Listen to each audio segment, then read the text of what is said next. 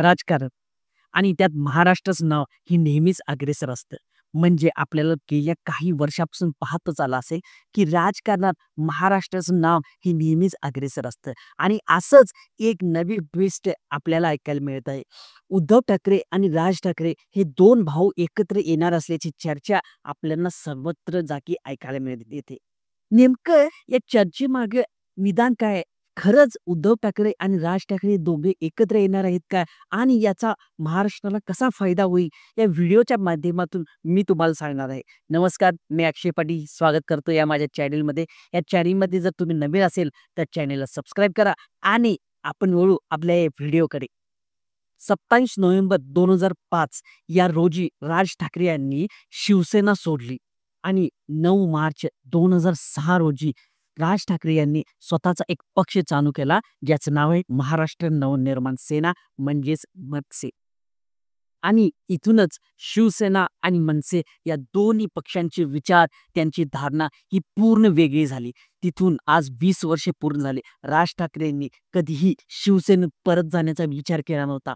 पण मांजरेकरांच्या एका YouTube चॅनलवर इंटरव्ह्यू देताना राज ठाकरे यांनी काही अशी विधाने केली, त्यामुळे महाराष्ट्राच्या राजकारणात एक नवीन न्यूज सर्वत्र पसरत आहे. तर चला जाणून घेऊ नेमकं राज ठाकरे यांनी काय विधान केलं आणि त्या विधानाला प्रत्युत्तर म्हणून उद्धव ठाकरे यांनी काय त्याचे उत्तर दिलं, या सर्व गोष्टी आपण इथे जाणून घेणार आहोत. महेश मांजरेकर यांना इंटरव्ह्यू देताना राज ठाकरे यांनी बोललं, की महाराष्ट्राच्या हितासाठी किरकोळ भांडणं बाजूला ठेवून उद्धव ठाकरे यांच्यासोबत जाण्याचा मी विचार करेन आणि यालाच प्रत्युत्तर म्हणून उद्धव ठाकरे यांनी पण मी ही किरकोळ भांडणे बाजूला ठेवून राज ठाकरे यांच्यासोबत जाईन, पण एका अटीवर. आणि ती अट कोणती होती आणि राज ठाकरेंचं पूर्ण विधान काय आहे हे आपण आता जाणून घेणार आहोत.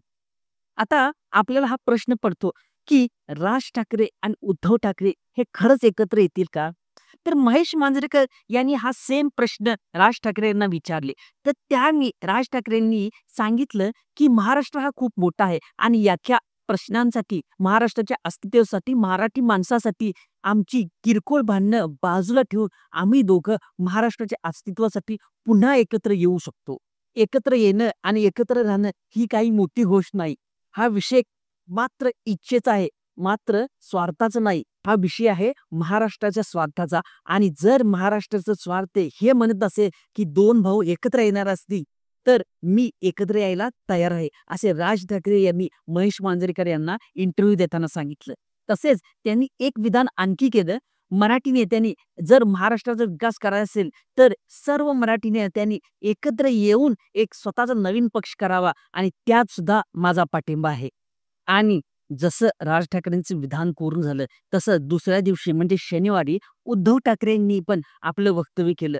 जर महाराष्ट्राचा हिताचा आणि मराठी माणसासाठी जर आपण एकत्र आलो आणि त्याचा विकास झाला, तर आम्हीही त्यांच्यासोबत एकत्र येण्यासाठी तयार आहोत, पण एका अटीसर. आणि ती अट अशी होती, लोकसभेच्या वेळी आम्ही तुम्हाला सांगत होतो, की महाराष्ट्रातले जे उद्योग आहे ते गुजरातला पळवून नेले जात आहे आणि जर त्यावेळेस तुम्ही त्यांचा विरोध केला असता, तर महाराष्ट्राच्या हिताचं सरकार केंद्रामध्ये बसलं असतं.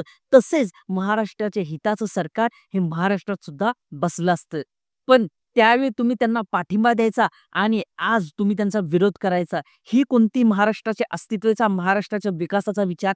आणि तसेच त्यांनी त्यांच्या अटीत सांगितलं, तुम्ही त्यावेळी बोलला होता महाराष्ट्राच्या हिताचा जो विचार करत नसेल, तसेच त्यांनी सांगितलं होतं, की महाराष्ट्राच्या हिताचा जो विचार करत नाही त्याच्या मी आड येईल, त्याचे मी स्वागत करणार नाही, त्याला मी घरी सुद्धा बोलवणार नाही. आणि तुम्ही मात्र सगळं उलटच केलं. आणि त्यांची अट ही होती, पहिला महाराष्ट्राच्या हिताचा विचार करा आणि मग आमच्याबरोबर युती करण्याचा विचार करा. ही उद्धव ठाकरे यांची अट होती. आता मला तुम्हाला एक प्रश्न विचारायचा आहे, जर हे 2 भाऊ एकत्र येणार असतील, तर यात महाराष्ट्राचा विकास होईल का अधोगती होईल? आणि हे 2 भाऊ एकत्र येतील का? मी कमेंट बॉक्समध्ये तुमची वाट पाहतो. तर पुन्हा आपण भेटू अशाच एका नवीन व्हिडिओमध्ये.